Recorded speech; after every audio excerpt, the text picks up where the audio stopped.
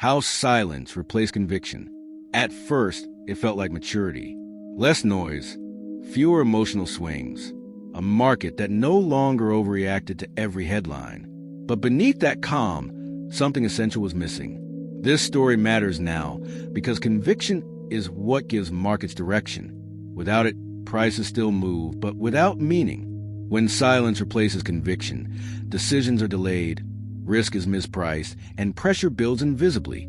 To understand how markets entered a phase where quiet became dangerous, we need to revisit the moment confidence stopped speaking. Conviction is not merely enthusiasm. It is a structural basis on which participants make commitments.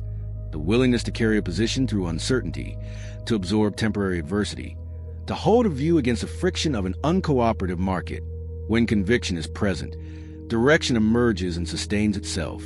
When it is gone, movement becomes ambiguous, and every gain is treated as potential exit rather than a beginning. It began after a long stretch of volatility. Participants were tired, whipsawed, overexposed to surprise. When conditions finally calmed, the silence felt welcome. Stability was celebrated. Fewer reactions were seen as progress. But the first reveal came when strong signals failed to inspire commitment. Breakouts attracted interest, but not follow-through.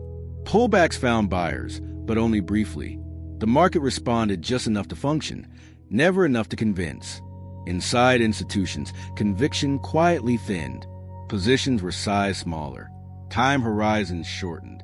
Risk committees emphasized flexibility over belief. No one said confidence was gone, but no one acted like it was present either. The silence wasn't empty. It was cautious. And caution, when shared broadly, becomes a force of its own. The most telling shift was psychological. Traders stopped defending ideas. They stopped pressing advantage. They stopped trusting that being early would eventually be rewarded. The market no longer argued. It deferred. Silence replaced conviction, not because participants were afraid, but because they were unsure who still believed. And when belief becomes uncertain, silence feels safer than commitment. The market hadn't broken. It had gone quiet.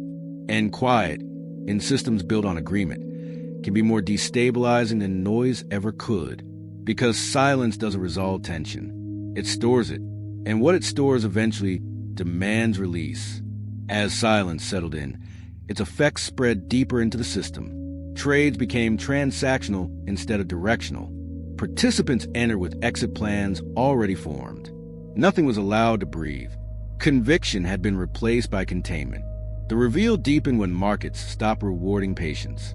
Holding positions overnight felt risky, not because of volatility, but because of unpredictability. Moves lacked continuity. Gains stalled quickly. Losses lingered just long enough to discourage commitment. The early conflict emerged as strategies lost their voice. Trend following failed without warning. Mean reversion offered only partial relief. Signals conflicted. The market spoke softly, but never clearly. Silence blurred intention. Institutions adjusted by shrinking exposure, not dramatically, incrementally. Capital was still deployed, but defensively. Optionality became more valuable than accuracy. The goal shifted from being right to not being trapped. Liquidity reflected the change immediately. Depth appeared, then vanished. Market makers stepped back faster. Spreads widened quietly. Execution costs rose without explanation. The system still functioned, but it no longer invited participation. The most dangerous effect of silence was coordination. Without conviction, participants watched each other instead of fundamentals. Behavior became reflexive.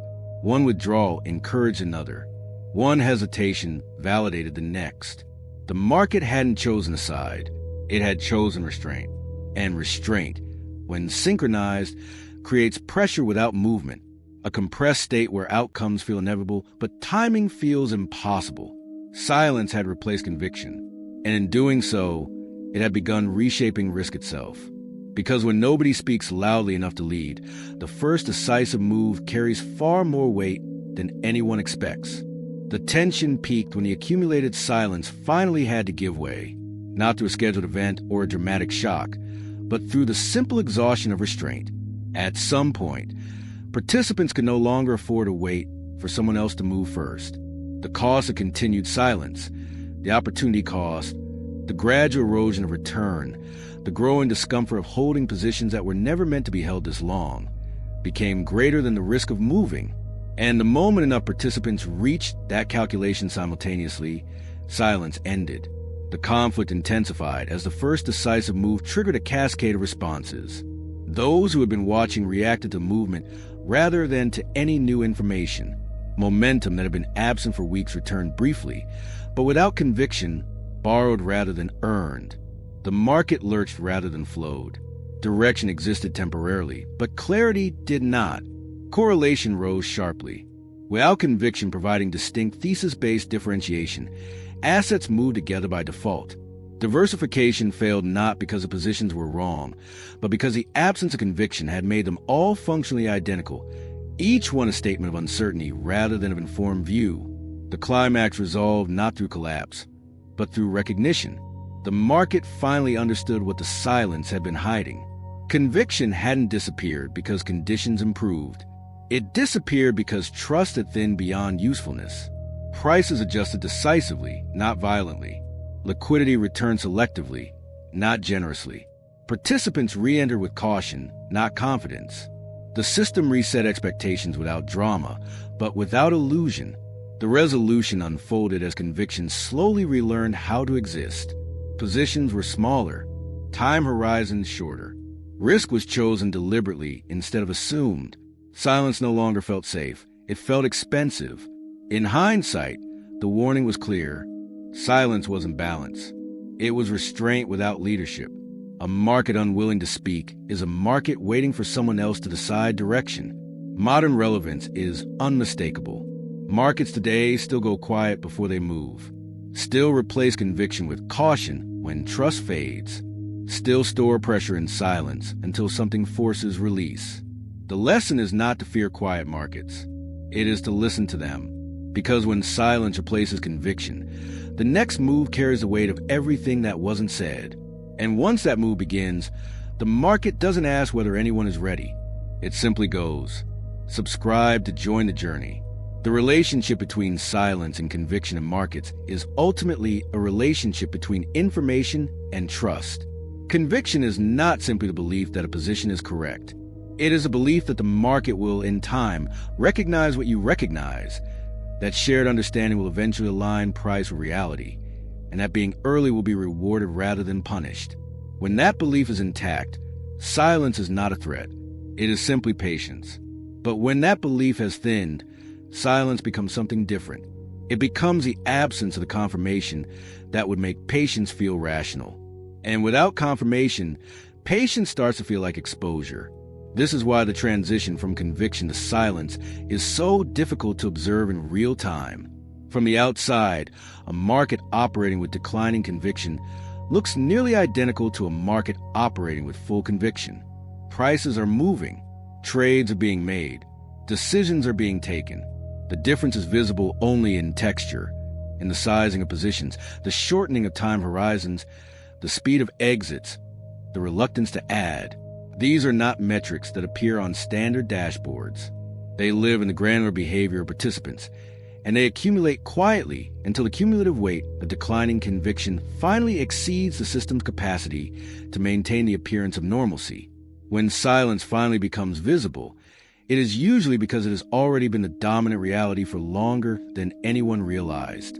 London has watched this dynamic unfold across many cycles.